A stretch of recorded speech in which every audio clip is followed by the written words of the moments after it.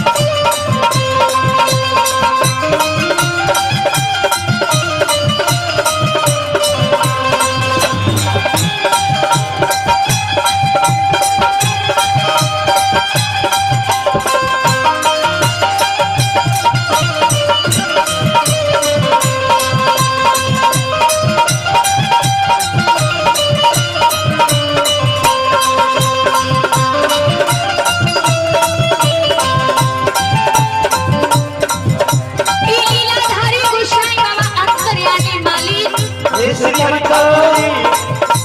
नहीं भगता बाबा के छिए नहीं पनियारी बाबा के छिए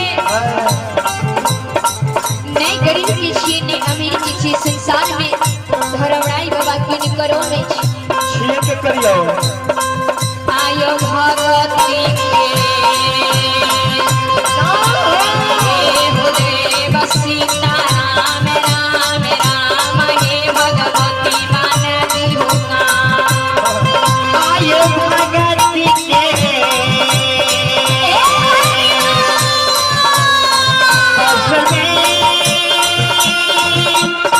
लीलाधारी ठाकुर जी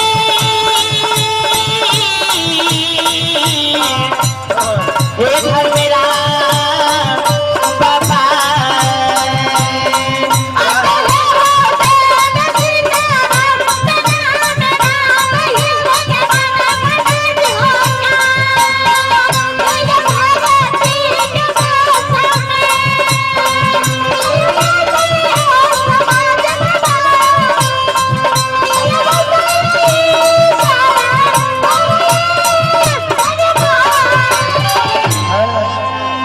लीला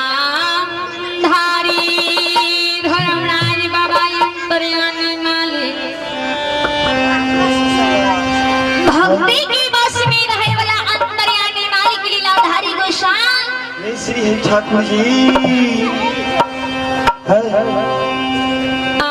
ज्योति बाबा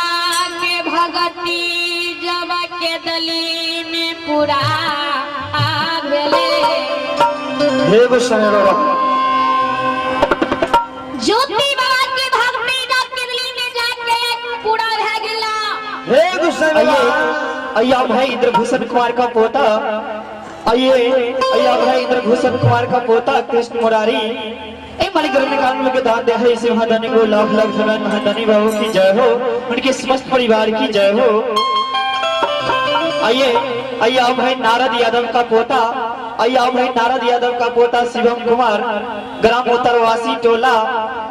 और तमकुला ए मालिक ने कानून के दान दे है इसे महादानी को लाख लाख धन्यवाद महादानी बाबू की जय हो उनके समस्त परिवार की जय हो ज्योति बाबा के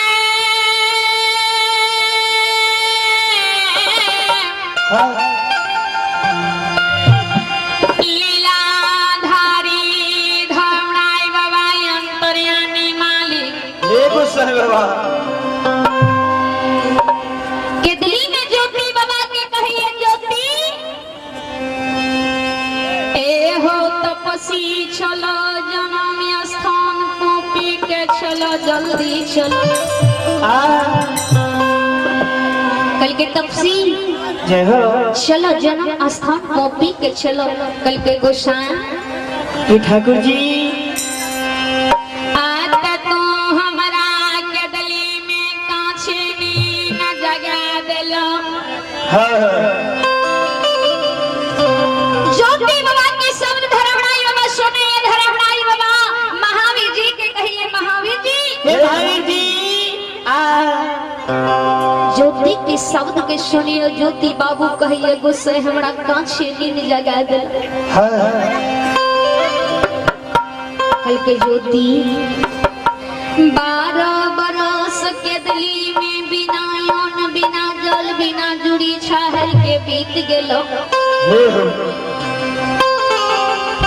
कल के ज्योति ज्योति तोरा शब्द के हमरा उत्तर नहीं आवी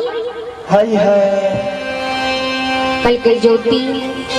ए हो चलो चलो जन्म स्थान कॉपी के चलो ज्योति कल के गोसाई जन्म स्थान कॉपी हम नहीं जेब ज्योति बाबा के धर्मराय बाबा कहे हो तपसी कल के तपसी खिया नहीं जेबा कल के गोसाई पहने हमरा साथ सत करो तब जन्म स्थान कॉपी के नाम लेबो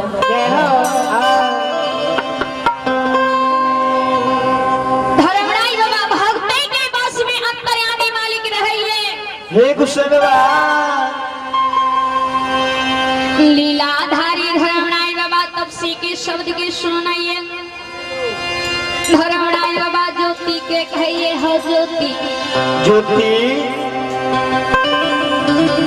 100 200 ब्रह्मा विष्णु सब